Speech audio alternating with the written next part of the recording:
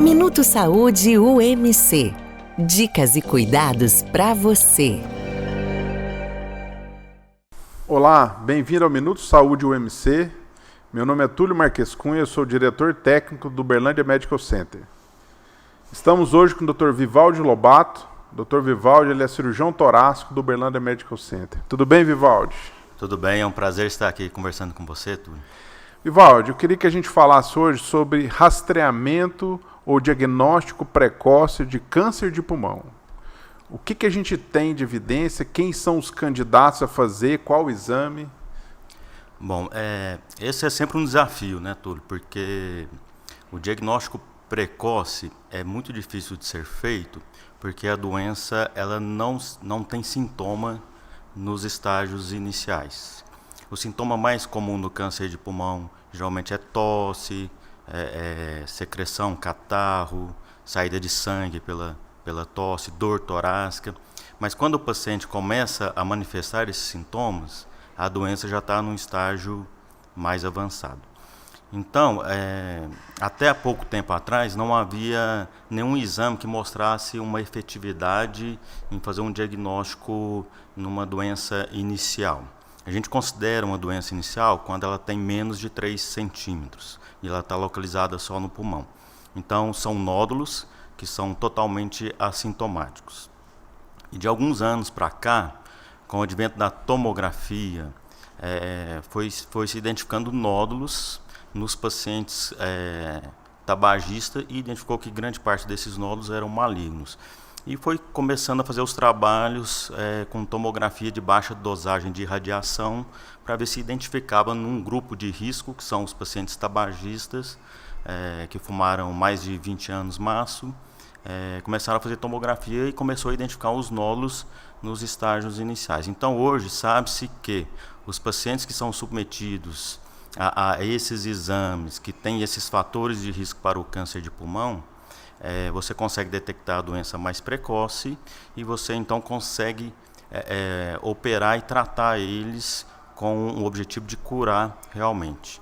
Sem o screening, sem esses exames precoces, 85% dos pacientes já chegavam numa doença avançada, então 15% só que teria benefício de um tratamento curativo. Quando se faz o screening, já é o contrário. Os pacientes com a chance de curar já sobe para 75% e você tem essa possibilidade de um tratamento eficaz. Então, pacientes que têm acima de 50 a 55 anos, que são tabagistas ou deixaram de ser há poucos anos, né? Esses pacientes precisam fazer essa tomografia de tórax de baixa dosagem, ou seja, com a quantidade menor de radiação, para que a gente detecte precocemente ou tumores menores que são passíveis de cura, é isso? É isso mesmo. Então, a gente considera a carga tabágica do paciente, ou seja, o quanto que o paciente fumou e por quanto tempo, né? Então, nos trabalhos mostram que a partir de 20 anos maço, o que é 20 anos maço? É quando você fuma um maço de cigarro todos os dias por 20 anos. Então, disso para cima, quem fuma isso ou mais do que isso, está indicado fazer a tomografia de baixa dosagem, contanto que ele tenha 50 anos ou mais, até em torno de 80 anos. Nesse grupo, os trabalhos mostraram que tem um benefício muito grande e você consegue fazer o tratamento mais adequado numa fase inicial. Valde, outra dúvida, né?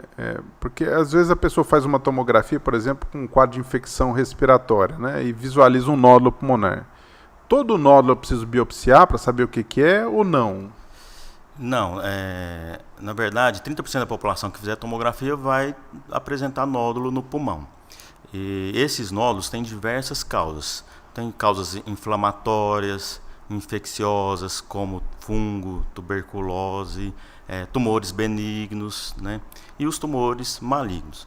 Então, só de você ver um nódulo na tomografia, isso não significa que é uma doença maligna. Então, aí que entra a avaliação do especialista para definir quais pacientes a gente deve biopsiar, quais pacientes a gente pode só acompanhar com tomografia e quase nem precisa do do acompanhamento. Então quer dizer que se alguém pegar um laudo de tomografia que fez, por exemplo, no Covid, tem lá um nódulo, ele pode ficar tranquilo que não é bem assim. Não, não é bem assim, é preciso ter uma avaliação do especialista, né, para poder definir quais serão os próximos passos aí nesse acompanhamento desse nódulo.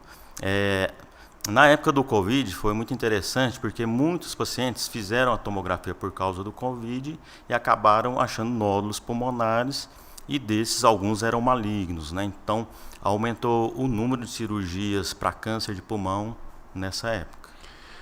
Vamos supor que você tem um nódulo pulmonar que ele é suspeito, né? Qual que é a conduta? Quais são as técnicas que podem ser utilizadas para você biopsiar ou retirar um fragmento para saber se é benigno, se é maligno, se a gente tem que prosseguir no tratamento? O nódulo suspeito, a gente tem alguns métodos para fazer esse diagnóstico. Então, a gente tem que diferenciar entre o diagnóstico e o tratamento. A gente considerando um paciente que tem uma suspeita do câncer de pulmão, o primeiro passo é ter um diagnóstico, não é já ir fazendo a cirurgia ou fazendo algum tipo de tratamento já direto, não. Nós temos que ter o diagnóstico. E o método, os métodos para diagnóstico, nós temos a punção guiada por tomografia, que é mais acessível aos nódulos mais periféricos no pulmão, que estão mais na borda do pulmão.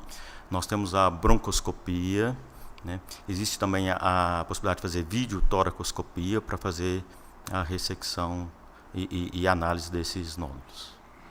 Beleza, Evaldo. Muito obrigado aí pelas suas informações. Foi um prazer e é sempre uma honra estar aqui conversando sobre um tema tão desafiador, né, Túlio?